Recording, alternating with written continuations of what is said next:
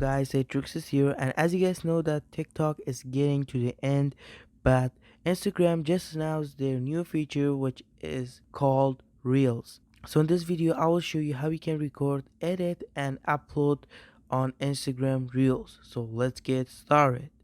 First, you need to open the Instagram app and then you need to click on the search tab. After that, you need to click on the big video that is Instagram Reels, and once you did that, you need to click on the top right and then you need to hit the record button to record your video. And on the left side you can put some cool effects, music, and also you can change the speed of the video. Once you're done recording, you can put some text, and after that you need to click on the arrow to upload your video. Now you can put the caption of it and upload it.